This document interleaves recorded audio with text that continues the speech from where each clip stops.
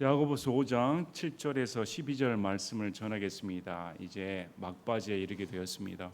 사도 야고보가 유대인 성도들에게 말씀을 전하면서 이제 결론을 맺는데, 여러분이 사도 야고보라면 어떤 내용을 적으면서 결론을 맺을까 한번 생각해 보시면 좋습니다. 우리 지난주에 사도 야고보가 이 세상의 것에 연연하지 말라 부탁을 했습니다. 우리 인생이 순식간에 지나가는 수증기와 다름없다. 그냥 피었다 지는 꽃에 불과합니다. 사라지는 바람에 불과합니다. 그 어느 누구도 이 세상에서 영원히 산 사람 단 한 사람도 없습니다. 인간은 참 어리석지 않습니까? 태어난 순간 본인이 죽음을 앞두고 있음에도 불구하고 영원히 살 것처럼 속고 사니까. 예수님 믿는 사람은 그렇게 생각하셔서는 안 됩니다. 예수님 믿는 사람은 이 세상이 잠시 잠깐이고 내게 영원한 삶이 펼쳐진다. 그래서 우리가 재물을 모으는 것도 이 세상에서 누리고자 모으는 게 아니라 어떻게 하면 하나님 역사에 도움이 될까, 하나님께 쓰임 받을까, 이런 목적으로 재물을 사용해야 되지, 여기서 자기 또 자기 가족 온통 그 생각뿐으로 세상에 심으면 남은 게 없습니다. 그래서 성경에서는 이런 욕망에 사로잡힌 자를 어리석은 자, 또 짐승으로 불립니다. 짐승은 먹고 마시고 육적인 것밖에 모릅니다. 그러나 인간은 다르지 않습니까? 인간은 이성을 가지고 있습니다. 감정을 가지고 있습니다. 이성이 있는 인간이라고 하면 이 세상은 내가 오래 살 곳이 아니구나, 영원한 삶이 펼쳐지고 심판주가 계시구나 인식하고 살아야 인간이지, 이걸 인식하지 못하면 멸망받을 짐승이다.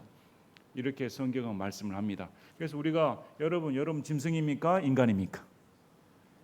인간이라 하면 영원한 산 소망을 가지고 하나님의 복된 재림의 소망을 기다려야 된다. 이것이 사도 야고보가 가르쳐주는 교훈입니다. 그래서 오늘 말씀을 보시면 믿음의 첫째 조건, 또 하나님께 순종하는 가장 지침이 무엇인가? 그게 인내입니다. 우리 인내라는 단어는 아마 야고보의 주제 단어가 아닐까 싶습니다. 다시 오늘 본문 말씀을 보시면 1장에 했던 소득 말씀을 그대로 이제 결론의 말씀으로 연이어 말을 합니다. 야고보서 1장 2절부터 4절까지 우리 다시 한번 보겠습니다. 내 형제들아, 너희가 여러 가지 시험에 빠질 때 그것을 다 기쁨으로 여기라. 너희 믿음의 단련이 인내를 이루는 줄 너희가 아느니라. 오직 인내를 완전히 이루라. 이것은 너희가 완전하고 완벽하여 아무것도 부족함이 없게 하려 함이라. 하나님께 순종하는 유일한 지침, 뭘 보면 되는가? 인내입니다. 저 사람이 얼마만큼 하나님 안에서 순종하고 있는가는 얼마만큼 참고 있는가가 그 믿음의 정도를 가늠할 수가 있습니다. 그래서 사도 야고보는 지금 이들은 환난 가운데 있습니다. 고난 가운데 있습니다. 당시에 예수를 믿는다고 고백을 하면 유대 사회로부터 배척을 당했습니다. 공동 사회에서 축출당했습니다. 또 이방인들도 유대인을 우습게 봤습니다. 그래서 그들은 이쪽으로나 저쪽으로나 사면초가였습니다. 많은 고난을 당하였습니다. 이런 고난을 당하는 성도들에게 야고보는 인내해라. 인내하는 것이 요즘 쉽습니까? 요즘 세상 풍조가 인내를 가르치지 않습니다. 참지 않는 것, 자신의 것을 분출하는 것. 요즘 올림픽 후에 한 경기 선수를 보시기 바랍니다. 분출하지 않습니까? 참는 것은 요즘 속성과 맞지 않는 것 같습니다. 그런데 성경은 우리에게 참으라, 인내하라 가르칩니다. 그 인내를 가르치는 이유가 반드시 보상을 주신다는 것입니다. 그래서 오늘 본문 말씀은 7절부터 12절까지 자세히 보시면 인내라는 단어가 5번이나 언급이 됩니다. 인내라는 단어가. 그리고 그 인내에 따른 주의 재림이 3번 언급이 됩니다. 7절에 보면 주께서 오실 때까지, 8절에 보면 주의 오심이 다가오고 있다, 9절에 보면 바로 심판자께서 문 앞에 서 계시니라. 점차 점진적으로 가십니다. 점진적으로 말을 하면서 바로 문 앞에까지 주님이 오셨다. 그러면 우리의 신앙생활은 어떻게 해야 되는가? 지금 이렇게 가르쳐 줍니다. 그래서 7절 말씀에 그러므로 형제들아, 그러면 앞절이 무엇이었습니까? 그 부자들이 자기 유혹에 빠져 먹고 마시고 재물을 찾느라 그렇게 수고를 하는데 이들은 멸망받는다. 그러니까 너희들은 그렇게 살아서는 안 된다고 말을 합니다. 그래서 오늘날 교회에서 물질적인 축복을 가르치고 건강적인 축복을 가르치는 것은 다 멸망받을 짓이라고 말을 했습니다. 그건 성경의 가르침이 아닙니다. 성경은 인내해라. 부자 같은 무력을 낼 게 아니라 저 높은 가치를 추구해라. 땅의 것을 추구하지 말라고 사도 바울도 말하지 않습니까? 사도 바울도 땅의 것을 추구하는 게 아니라 우리의 생활 양식은, 생활 방식은 하늘에 속했다. 하늘에 속한 사람으로서 살라는 것입니다. 이것이 성경의 가르침입니다. 그래서 그러므로 형제들아, 주께서 오실 때까지 인내하라.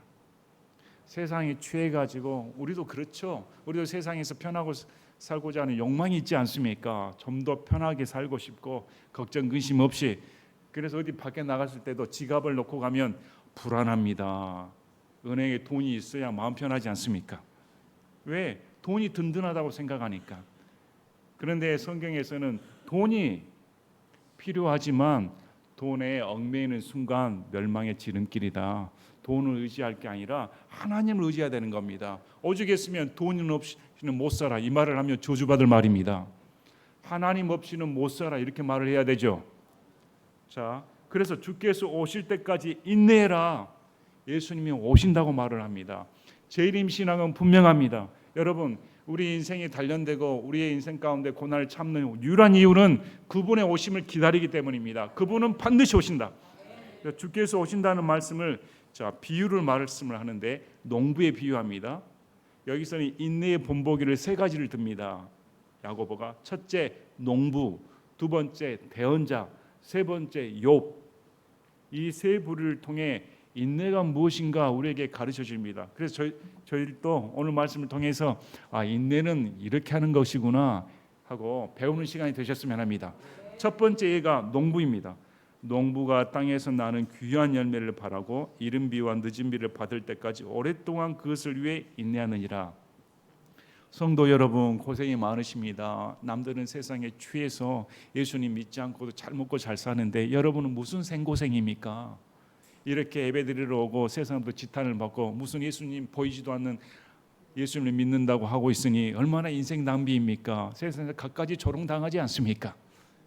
그런데 이런 성도들에게 주님은 오십니다. 이 주님이 오신다는 이유, 목적 중에 하나, 그분이 보상을 주시기에 오신다. 그래서 그 예가 농부입니다. 여러분, 농사짓기 얼마나 힘듭니까? 이 떼볕에 바깥에 나가서 열사병 걸리면 잘못하면 죽습니다. 그러나 식물을 소화하는 기쁨을 누리기 위해 농부는 지금도 헌신을 합니다. 첫째, 농부는 수고를 한다. 두 번째, 수고하는 목적이 수확의 기쁨이 있기 때문에. 세 번째, 여기 보시면 귀한 열매를 바란다고 했습니다. 자, 농부도 수확의 기쁨이 귀하다고 말합니다. 이건 뭘 말하고 있습니까? 우리도 예수님이 오실 때 받는 보상은 귀하다 말합니다. 대비를 하고 말합니다. 그 다음에 이른 비와 늦은 비를 받을 때까지. 자, 이른 비와 늦은 비는 반드시 옵니다. 유대 사회에서는 두 가지 비를 기다립니다. 첫째, 씨를 뿌리는 10월달.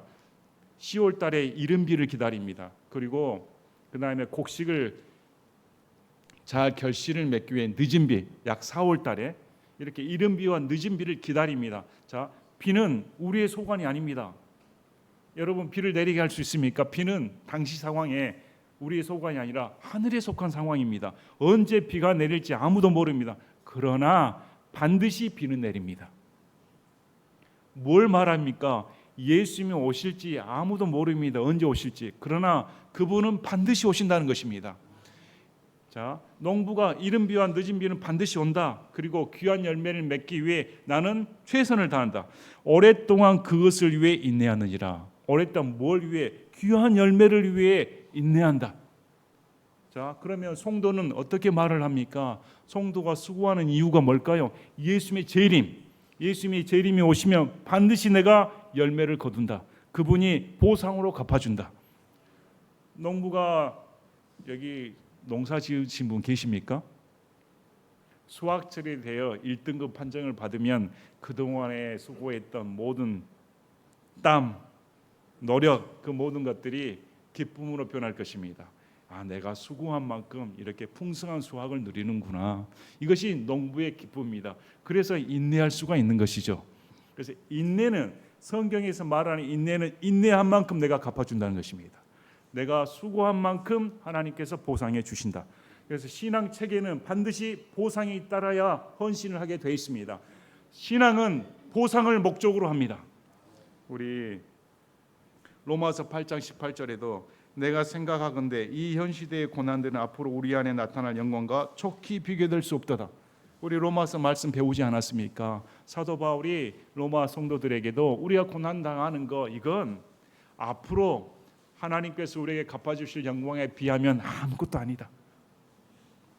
또 고린도후서 4장 17절에도 사도 바울이 이는 단지 잠시 존재하는 우리의 가벼운 고난이 우리를 위해 훨씬 더 뛰어나고 영원한 영광에 무거운 것을 이루기 때문이라.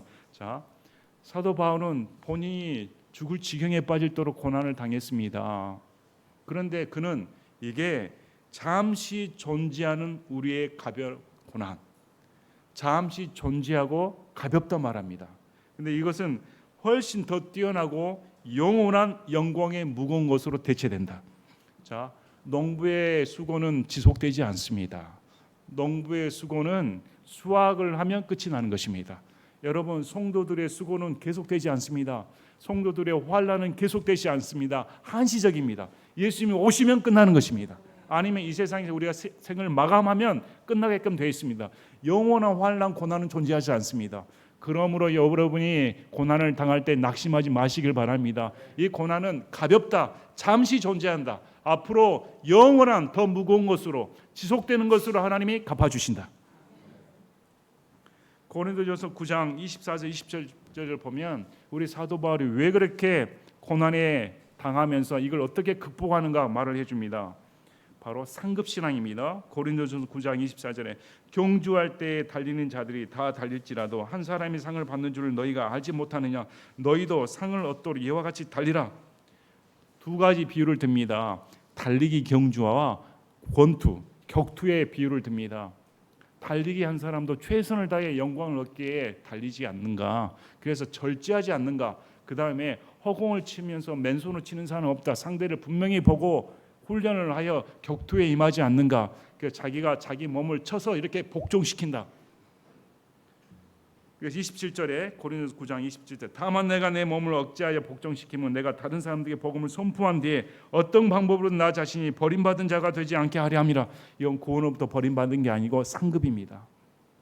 이렇게 내가 최선을 다하지 않는다면 상급으로부터 버림을 받는다. 그러면 우리가 어떻게 신앙생활을 됩니까? 우리 올림픽 경기도 선수들이 저 복종시키지 않습니까? 몸을 만들지 않습니까? 그날 컨디션이 좋냐 안 좋냐는 얼마나 신경이 곤두세워 있습니까? 하물며 우리는 영원한 상급을 보고 달리고 있습니다. 그렇다 하면 솔직히 우리가 신앙생활하면서 떼약볕에 땀을 흘리고 계십니까? 농구만큼 우리가 헌신을 할까요? 곡식에 그렇게 관심을 둘까요? 우리가 그만큼 농부만큼 수학에 대해 곡식에 대해 애정을 가지고 계실까요? 한번 생각해 보시길 바랍니다. 그래서 야고보가 당시에 농사짓는 농부의 비유를 한 겁니다. 너희 신앙생활이 농부만큼 하고 있는가? 농부의 자세로 수확을 얻을 기쁨을 기다리고 있는가? 우리 히브리서 11장을 보면 성도들이 참는 방법에 대해 말을 해줍니다. 우리 믿음의 조상들이 어떻게 참았는가? 히브리서 11장 15, 16절에 참으로 그들이 자기들이 떠나온 본향을 마음에 두었더라면 돌아갈 기회를 얻었을 수도 있겠었겠지만 이제는 그들이 더 좋은 본향을 사모하니 곧 하늘의 본향이라. 그러므로 하나님께서도 그들이 하나님이라 불리는 것을 부끄러워하지 아니하시니 이는 그분께서 그들을 위해 한 도시를 예비하셨기 때문이라. 아브라함과 사라의 믿음을 평가합니다. 그들이 부자로서 그냥 안주하고 살 수 있었는데 나그네라고 순례자로 장막치는 생활을 한 이유가 나는 이 세상에서는 나그네의 순례자이고 내 집은 저 하늘에 있습니다. 하늘을 바라보고 살았습니다. 그래서 거창한 집 짓고 안주하고 살지 않았습니다. 주님이 원하신 대로 가라면 가고 저리 가라면 가는 그런 순종적인 삶을 살았습니다. 이렇게 고백을 합니다. 히브리서 11장 26절에 모세의 믿음에 대해서도 이렇게 말을 합니다. 그는 모세의 공주의 아들이었습니다. 얼마든지 왕손으로서 왕가의 자손으로서 떵떵거리고 살 수가 있었습니다. 그런데 히브리서 11장 26절에 그리스도의 치욕을 이집트의 보화보다 더 큰 재물로 이겼으니 이는 그가 주께서 보상으로 보답해 주시는 일에 관심을 기울였기 때문이라. 떵떵거리고 살 수 있었는데도 예수님과 함께 고난받는 그 치욕을 이집트의 금은보화 그 모든 것보다 더 귀한 것을 여긴 이유가 뭡니까? 보상해 주신다. 그래서 여러분이 신앙생활에 충성을 다하지 않는 이유, 여러분이 자신의 재물에 집착하는 이유는 하나입니다. 하나님의 보상에 집착하지 않기 때문입니다. 하나님이 주신 상급을 바라보지 않기 때문입니다. 그만큼 이 세상에 집착하다는 증거입니다. 우리 히브리서 11장 35절 보면 여인들은 자기들의 죽은 자들을 다시 살려서 받기도 하고 다른 이들은 고문을 당하되 더 좋은 부활을 얻으려고 굿을 받기를 원치 아니하였으며 또 다른 이들은 심한 조롱과 채찍질의 시련과 참으로 또한 결박과 옥에 갇히는 시련도 겪었느니라. 그들은 돌로 맞기도 하고 톱으로 찰리기도 하며 시험을 받기도 하고 칼로 죽임을 당하기도 하며 양가죽과 염소 가죽을 입은 채 떠돌아다니고 궁핍과 고난과 고통을 당하였으니 세상은 이런 사람들에게 합당하지 아니하였느니라. 그들이 사막과 산과 동굴과 땅굴에서 떠돌아다녔느니라. 자, 여러분 이 말씀을 보시기 바랍니다. 오늘날 병 걸리면 나 죽겠네. 하나님 왜 내게 이런 시련을 주십니까? 온갖 난리법석 치지 않습니까? 그러나 이 성경 뭐라고 말합니까? 구차하게 구출받기 원치 않는다. 더 좋은 부활을 얻기 위해 죽여달라는 것입니다. 여러분 우리가 이런 신앙생활을 보면 얼마나 한참 거리가 멀어 있습니까? 얼마나 우리가 세속적입니까? 그런데 당시 신앙생활을 했던 성도들은 이런 관점으로 살았다는 것입니다. 이 세상에서 죽든지 살든지 관여하지 않는다. 차라리 더 좋은 부활을 얻기 위해 참수당하는 것을 나는 원한다. 이렇게 살았다는 것입니다. 오늘 우리가 이런 말씀을 보면 참 세속적이며 이런 가치관에 찌든 우리부터가 나부터가 저도 마찬가지고 얼마나 하나님 앞에 죄악된 본성대로 살고 있는가 알 수가 있습니다. 그래서 지금 사도 야고보는 이 전처럼 굉장히 과격한 표현들을 써가지 않았습니까? 과격한 표현을 써가면서 지금 이 장에서는 다시 추스리고 성도들을 마음을 다시금 하나님께 집중시키는 그런 비유의 말씀을 적으면서 농부도 이렇게 보상을 바라보고 산다. 자, 의료사태에 한 말씀 드리겠습니다. 저는 필수 의료가 망했다고 이미 말씀을 드렸습니다. 2,000명의 숫자가 나온 순간, 그리고 거기에 정부와 여론이 합력하여 의사를 매도시켰습니다. 여러분 필수 의료가 이제 망했습니다. 이유가 뭘까요? 보상이 없으니까. 돈과 명예 중에 하나라도 해줘야 할 텐데 돈을 밝히는 의사들 매도해버렸지 않습니까? 명예 아예 버려버렸습니다. 그렇다고 돈이 따릅니까? 피부과나 성형을 하는 그런 과가 돈을 훨씬 잘 버니까 누가 필수의료과 하겠습니까? 필수의료과 선택했다가는 살인적인 수련 생활과 그 엄청난 스트레스, 근무 시간 견뎌내기 힘듭니다. 거기다가 끝없는 소송, 걸핏하면 소송에 시달리는. 그러니 어떤 사람이 그런 필수의료과 하겠습니까? 다 떠나는 것입니다. 그 대가는 국민이 치릅니다. 이미 끝났습니다. 망한 것입니다. 회복될 수가 없습니다. 적절한 보상이 없으면 선택하지 않는 것이 인간의 본성입니다. 그건 누구나 탓할 것이 아닙니다. 저나 여러분이 그렇습니다. 하나님께서는 우리에게 보상을 약속해 주셨습니다. 보상이 없는 신앙은 순수하지 않습니다. 보상이 없는 신앙은 헌신하지 않습니다. 하나님께서 우리에게 네 행한 대로 갚아주겠다. 네가 땀 흘린 만큼, 수고한 만큼, 농부가 헌신한 만큼 기쁨의 수확을 얻는 것처럼 그렇게 해주겠다. 그것이 하나님의 약속의 말씀입니다. 자, 첫 번째 농부였습니다. 그래서 8절에 너희도 인내하며 너희 마음을 굳게 세우라. 주의 오심이 다가오고 있느니라. 그래서 인내하며 마음을 굳게 세우라. 마음을 굳게 세우는 것은 이 앞절에 야고보가 두 마음을 품은 자들은 하나님의 기도에 응답을 받을 생각하지 말라. 주실까 안 주실까 의심했다가 믿었다가 이렇게 오락가락하는 것은 하나님을 신뢰하지 않는 것입니다. 하나님을 신뢰한다면 그 마음이 한결같아야 됩니다. 예수님의 재림에 대한 믿음이 있다가 하면 한결같이 흔들리지 말아야 됩니다. 한결같이 마음을 굳게 잡고 주님은 반드시 오신다. 여러분, 예수님이 오신다는 것이 믿겨지지 않습니까? 올림픽 보시길 바랍니다. 아주 난장판 아닙니까? 소돔과 고모라의 축소판 아닙니까? 이제 예수님 재림이 곧바로 다가옵니다. 앞으로 LA 올림픽은 얼마나 난장판인지 예측 안 해도 뻔합니다. 어느 누가 이렇게 말을 달았습니다. 참 기독교가 형편이 없다. 얼마나 기독교를 우습게 봤으면 파리 올림픽에서 기독교를 그렇게 못 오갈 수가 있을까? 만약에 이슬람이었으면 어땠을까? 파리 올림픽에 이슬람을 그렇게 못 오가는 그런 축제의 장을 열었다 하면 아마 파리 폭발돼 버렸을 것입니다. 이슬람 두려워서 그렇지 않고 기독교는 아예 그냥 아무나 그냥 찌꺼리는 그런 수준으로 치하해 버리니 이 세상이 어떻게 돌아가고 있습니까? 이 세상을 보는 눈을 가지시길 바랍니다. 진짜 예수님께서 오신다. 예수님께서 말씀대로 오신다는 것이 정말 임박하구나. 주의 오심이 다가오고 있다. 2000년 전에 쓴 말입니다. 2000년 전에 사도 야고보가 예수님의 재림이 오고 있다. 그러면 지금은 어떨까요? 2000년 전보다 지금은 더 임박한 것입니다. 우리 구원의 날이 우리 믿을 때보다 더 가까이 왔다고 사도 바울은 말합니다. 우리가 여러분 10년 전, 20년, 30년 전 믿으신 분 계실 텐데 그때보다 우리 구원의 날, 재림의 날, 휴거의 날이 더 가까이 왔다.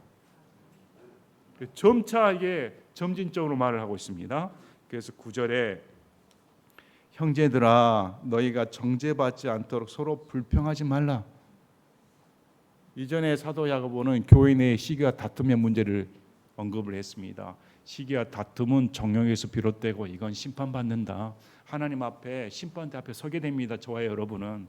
그러면 저와 여러분이 교회에서 신앙생활할 때 왜 너는 저 형제를 미워했어? 왜 너는 그렇게 뒷담화하고 저 자매를 미워했어? 여러분 바로 설토해야 됩니다. 하나님 앞에 직고해야 됩니다. 그래서 지금 사도 야고보가 예수님의 재림이 임박했는데 불평할 시간이 어딨니? 교회 내에서 한 마음이 되어 예수님이 오십니다. 똘똘 뭉쳐야 할 텐데 어떻게 교회 내에서 시기와 다툼이 벌어지는가?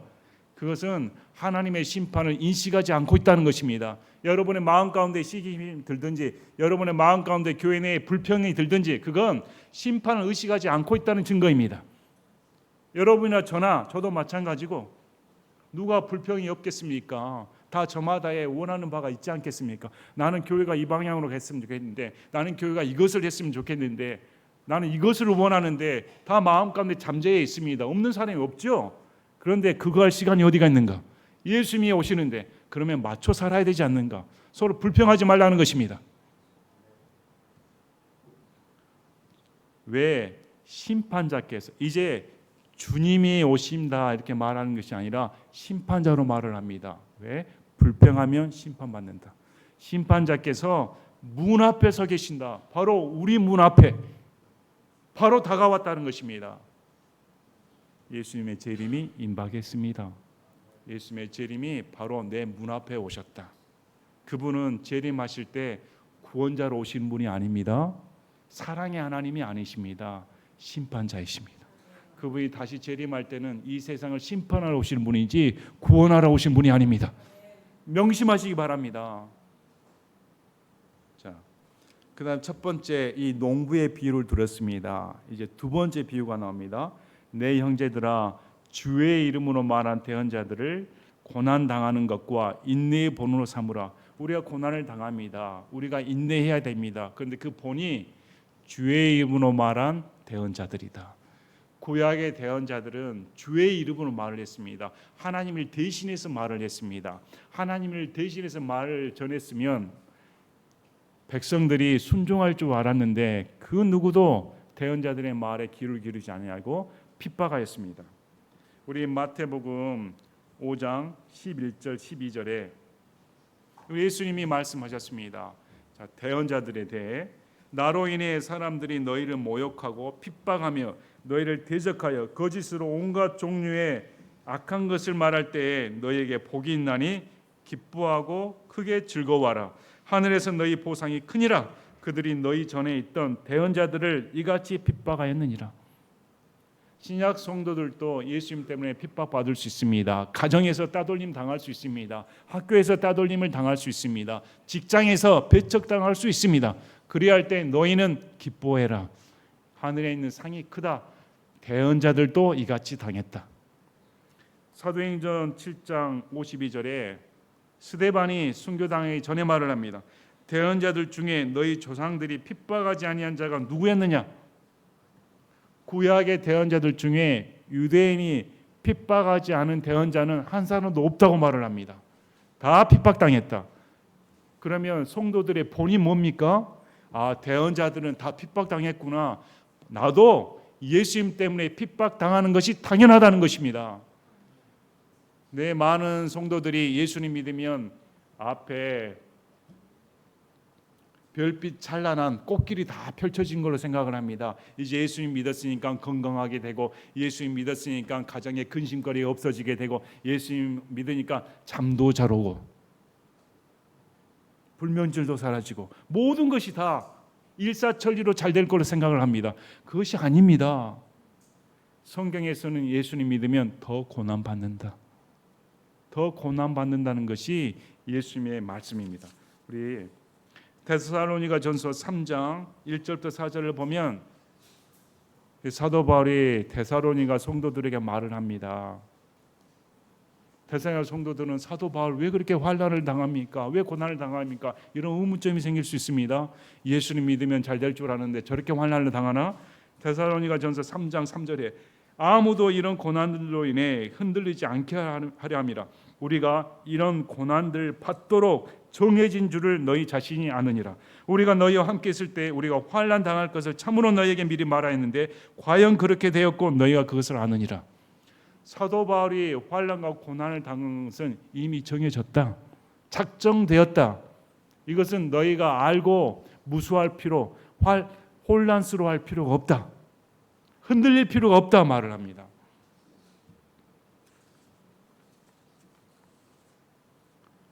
그래서 대언자들 보시면 특히 우리 에레미야 대언자 말을 하지 않습니까? 40년간 그것도 결혼하지도 않고 자기 일생을 다 바쳐서 눈물의 대언자로 불리는 에레미야가 얼마나 헌신합니까?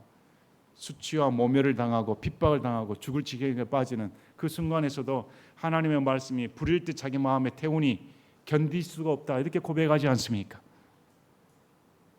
이런 대언자들이 그런 아픔을 딛고 하고 있구나. 이것이 주의 이름 때문입니다.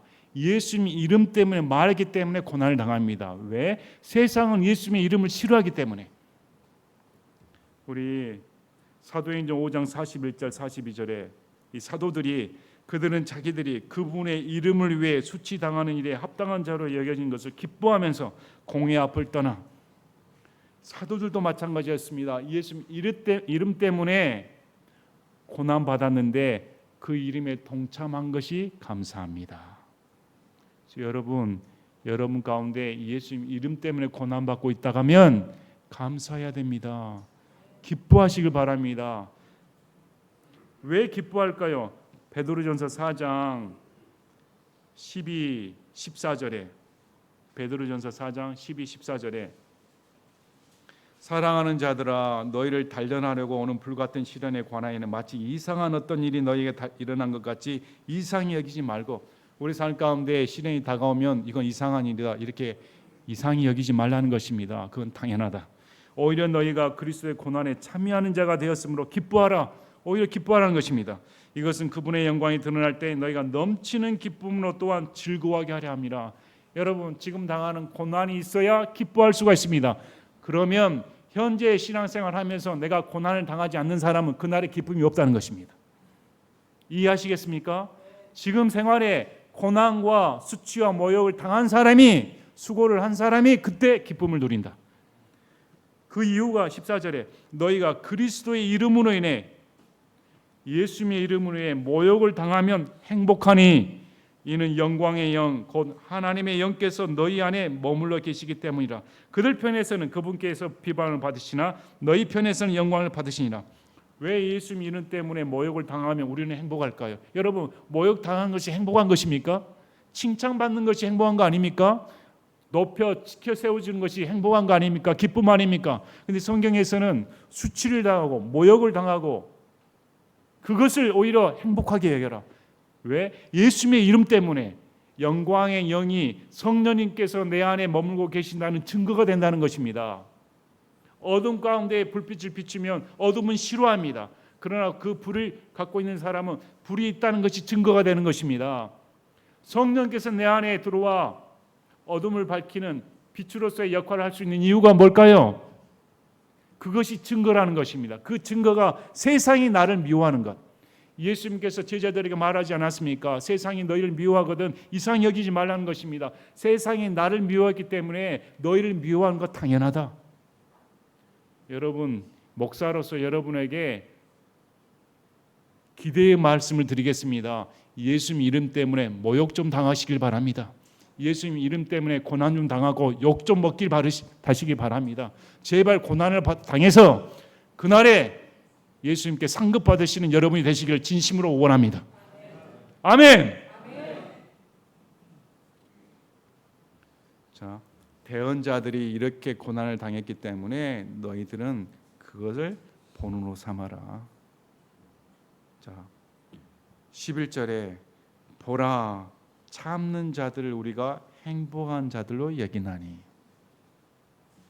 성경에서는 참는 자가 행복하다.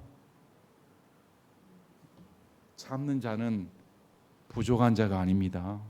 저 정말 부족한 자구나. 용기도 없는 자. 아유, 남자가 남자다고 해야지. 너 좀 발산을 해야지. 좀 지르고 살아야 되지. 좀 대꾸하고 살아. 네 주장을 펼쳐야지. 뭘 참고 있어? 그 불행한 거 아닌가? 아, 저 악한 놈 내가 정말 때려 눕히고 싶은데, 원수를 갖고 싶은데 내가 참아야 되는가? 성경에서는 그렇게 원수를 갚는 자가 용기 있고 기뻐하며 행복한 자가 이렇게 말하는 게 아닙니다. 참는 자가 행복한 자다. 여러분, 왜 그럴까 생각해 보시기 바랍니다. 참는 자가 왜 행복한 자입니까? 예수님 때문입니다. 자, 인내는 예수님께 순종하는 척도라고 말씀을 드렸습니다. 인내만큼 순종의 척도는 없습니다. 참는다는 것은 내가 예수님께 순종한다는 증거입니다. 예수님께 순종하는 증거가 참는 것으로 드러나니까 행복한 것입니다. 그만큼 예수님과 관계성이 깊다는 것입니다. 예수님과 관계성이 깊은 자가 참을 수가 있습니다. 그래서 행복한 자다. 자, 너희가 욥의 인내를 들었고, 여기 구약 성도들 대표적인 게 욥입니다. 여기는 지금 유대인들입니다. 유대인이 욥을 모를 사람이 어디가 있습니까? 욥하면 유대인들은 인내의 상징입니다. 인내의 대표적인 인물이다. 욥처럼 인내한 성도는 구약에서 찾아볼 수가 없습니다. 너희가 욥의 인내를 들었지 않는가? 자, 주께서 주신 결말을 보았다. 욥의 인내를 통해 하나님께서 어떻게 결말로 갚아주셨는가? 2배 더 축복을 주십니다. 그러면 욥에 대해 잘 보시길 바랍니다. 욥은 경건한 자였습니다. 가정이 화목한 자였습니다. 또 욥은 경건해서 죄를 멀리한 자였습니다. 하나님께 헌물을 드리던 자였습니다. 그처럼 흠을 찾기 어려운 자는 지상에 존재하지 않았습니다. 욥은 어느 면으로 보나 신실한 성도였습니다. 오늘날 신실한 성도를 그렇게 평가하지 않습니까? 야, 욥은 신실한 성도니까 저렇게 가정이 화목하고 축복받는 것은 당연해. 건강하고 뭐 부족할 게 없어. 대부호야. 바랄 것이 없습니다. 그런데 그것이 욥의 안전을 보장해 주지는 않습니다. 욥은 그런 욥도 고난을 당합니다. 그것도 보통 고난이 아닙니다. 한날 한시에 자녀들 다 죽임을 당해버립니다. 아마 저와 여러분 같으면 정신이 돌아버릴 것입니다. 또 믿었던 마누라까지 저주를 퍼붓습니다. 이제 자기가 도와줬던 애들이 손가락질합니다. 저 하나님 잘 믿는 자들이 얼마나 뒤가 구렸으면 하나님께 저주를 받아 저렇게 망해버리는가. 그래서 욥은 처음에는 신앙 고백을 합니다. 그러나 갈수록 저와 여러분처럼 한계를 드러냅니다. 불평을 합니다. 불만을 쏟아냈습니다. 한탄을 합니다. 차라리 내가 안 태어났어야 되는데 왜 괜히 태어나가지고 이런 고난을 당하게 한단 말입니까? 내가 하나님께 잘했는데, 잘 살았는데 자기 의를 펼칩니다. 내가 하나님께 고난받을 이유가 하나도 없는데, 이것이 우리 인간의 모습 그대로입니다. 이 욥의 과정을 보면서 우리 모습을 보게 됩니다.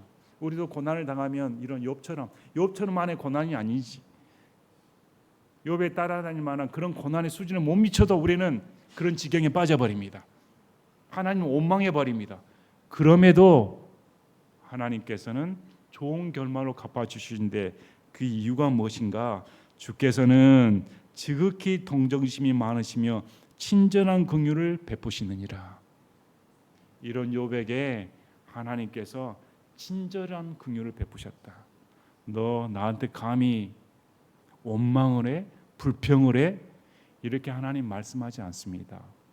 하나님께서 욥에게 나타나 주셔서 허리띠를 둘러매라. 네 대장부처럼 내 앞에 서봐. 내가 창조할 때 너 본 적이 있는가?